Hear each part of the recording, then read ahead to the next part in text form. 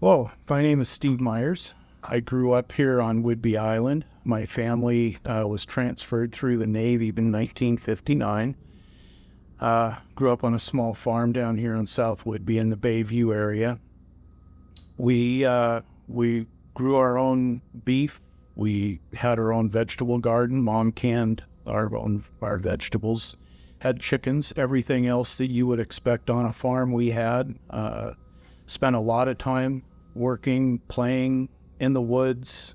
We used to be able to go from Lone Lake in the Bayview area all the way to Max Belton and never see anyone, never run across another car. It was a wonderful place to ride our bikes on the old logging trails. We stayed off of those because it was, or stayed off the roads because it was much more adventurous to go through the trees and see what you could find and which mud puddles you could jump through. Graduated high school here in 1973. During that time at high school, I was working for local contractors here on the island and used to work at the fairgrounds when the fair had its own rides. Went to Alaska in 1973 right after graduating from high school on a fish processing boat. Had a great experience up there. Came back, went back to work for a contractor. Received my specialty electrical card, I think it was in 1975, 76 at that point. Continued studying to become a journeyman electrician. When the economy faltered, oil embargo, it was pretty bad down here for employment. So I went back to Alaska and found a job in Anchorage and did really well up there. Learned an awful lot about contracting and estimating. Then the oil, again, Alaska's an oil state.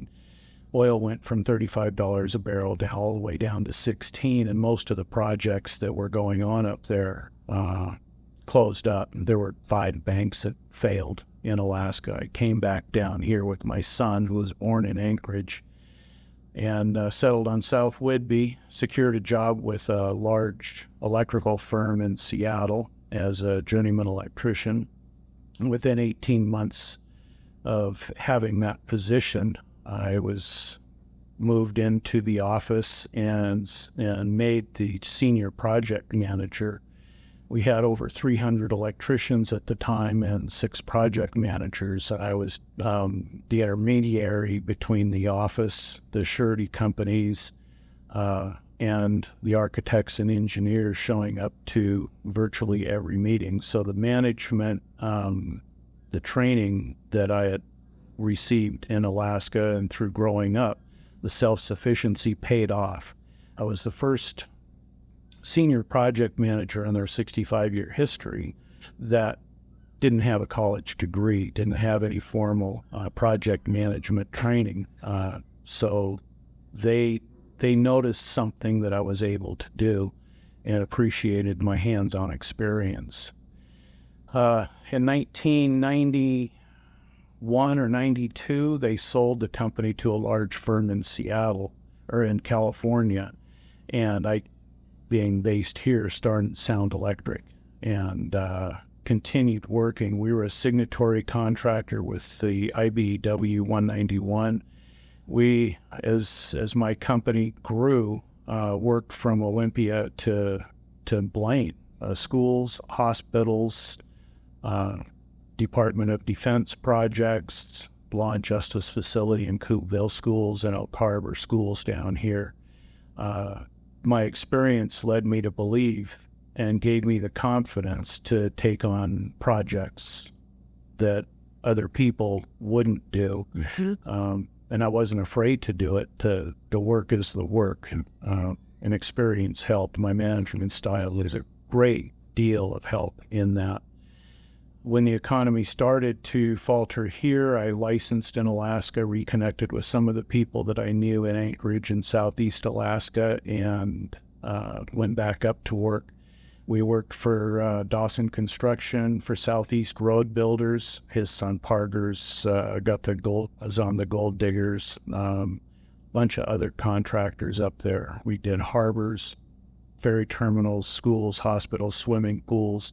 I have a vast experience in public works, and I really think that my position as Island County Commissioner, I could enhance some of the nuance that happens with the Island County Commissioner and interacting with the trades, the contracts, and the Public Works Department.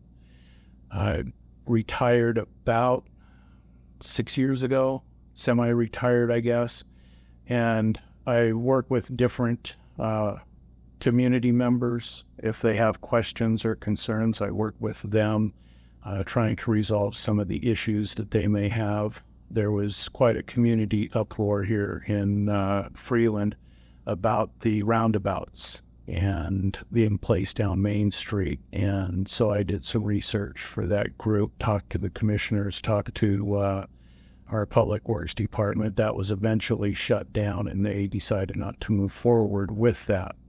So, you can imagine having a street with a big bump in it instead of a four-way stop where you're just driving over the top of it. And we haven't had accidents down there since they put the four-way stop in anyway. So I think my experience in public works, my ability, things that I enjoy doing, which is digging into the details, discovering facts of where we're headed and trying to anticipate the potential unintended consequences of policy decisions, I think is really, really important. And with the Public Works Department's operating budget at well over $100 million a year, these next 4 years, I think it's going to be very important to have someone in that policy-making decision that can not just speak the language with the engineers, the designers, the attorneys that you're going to be dealing with from time to time through this public works process is going to be very important to ensure that our tax dollars are appropriately spent. Learn more about Steve Myres at MyresForCommissioner.com or at Facebook.com/MyresForCommissioner.